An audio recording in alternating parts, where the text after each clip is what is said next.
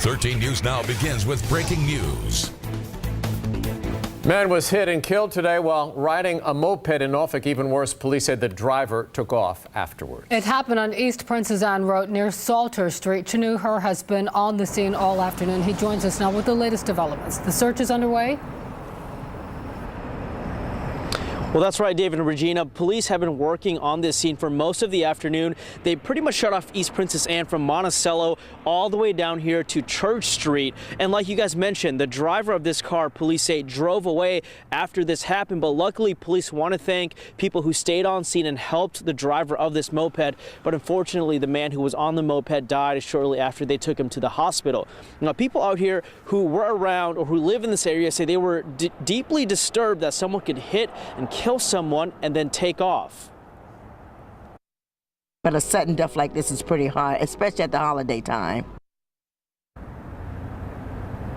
Now, police say the person who was driving this car again fled the scene after this happened. Right now, they are looking for a blue SUV or minivan, and they say there's heavy damage to the front of this vehicle. If you know anything or hear anything, you're asked to call police. Right now, police have not released the name of the man who died, but they are working to notify next of kin, and once that's done, we will find out what this man's name is. Live in Norfolk, Chanu, 13 News Now. It is not over until it's over, and the 94th House District race is going to remain up in the air until after Christmas. The State Board of Elections announced today that the tie between David Yancey and Shelley Simons will be resolved on December 27th. Mike Gooding joins us now with those details. Well, and David, here's how it's going to go. Pieces of paper with each candidate's name will be printed and cut to the same size. Those slips will be placed in old film canisters. Then the canisters will go into a bowl. They'll be thoroughly shaken up. Then a board member will pick one, and that person will be declared the winner.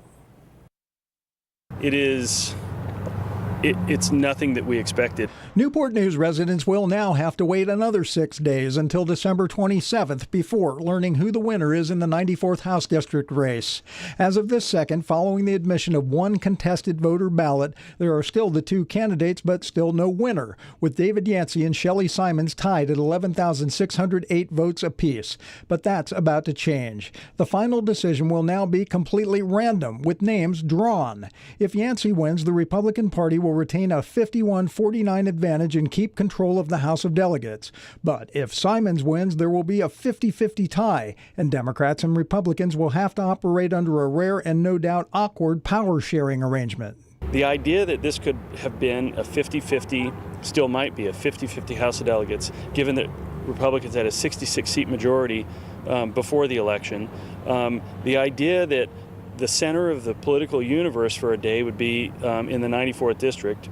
The idea that whether that 50-50 balance was going to hinge on one person's vote, I mean, you just couldn't script a political drama any better than this. And the big drawing will happen Wednesday, December 27th at 11 a.m. in the Patrick Henry Building in Richmond.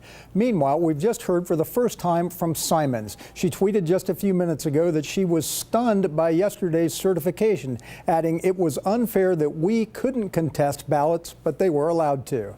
Reporting live, Mike Gooding, 13 News Now.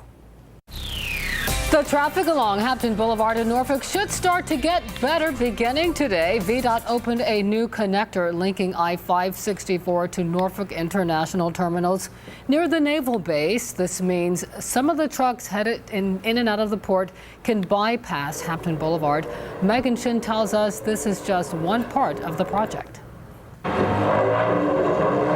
The hottest new road in town is now open. This new connector bridges Norfolk International Terminals and I-564.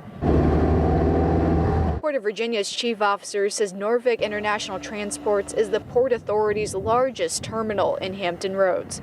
We'll eventually get to a point where we're taking upwards of 700 trucks a day off Hampton Boulevard by this direct access that you see over here onto 564. For now, the road is only open to port transports, such as cargo trucks, which are crucial for NIT. This is a great project of cooperation between the Navy, the Port of Virginia, and VDOT, and we're excited to see VDOT bring this project to conclusion.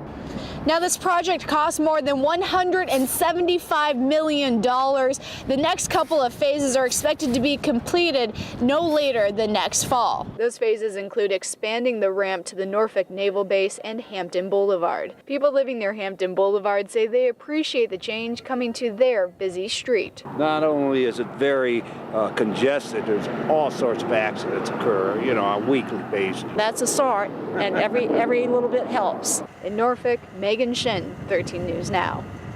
The eastbound lanes of the connector opened this afternoon. As of last check, the westbound lanes had not opened. VDOT crews are hoping to have them open sometime tonight around 9 or 10 o'clock. Gunfire reported 3 times in less than 24 hours had Isle of Wight County deputies scrambling. Tonight, 3 men are in custody. Deputies tell us there were 2 shooting incidents Tuesday night, followed by another gunfight yesterday afternoon, all happening in the Smithfield Heights neighborhood.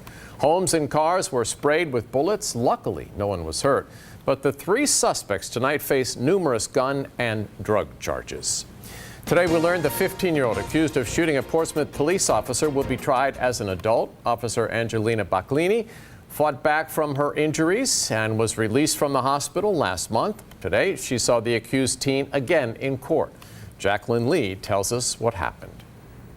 Officer Angelina Bacalini was slightly emotional when walking into court today. This is the first time she came face-to-face with Will Patterson Jr., the 15-year-old accused of shooting her 5 times. On the heels of the officer's testimony, a judge certified 10 total charges against Patterson, including attempted capital murder on a law enforcement officer, discharging a firearm in public, and malicious injury to a law enforcement officer.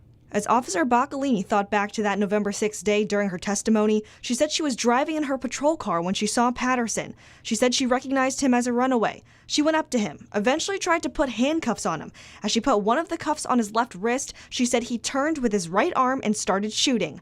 She was shot 5 times. The aftermath of that shooting is what brought her and the high school sophomore to court this morning and eventually led to Patterson being tried as an adult. In Portsmouth, Jacqueline Lee, 13 News Now.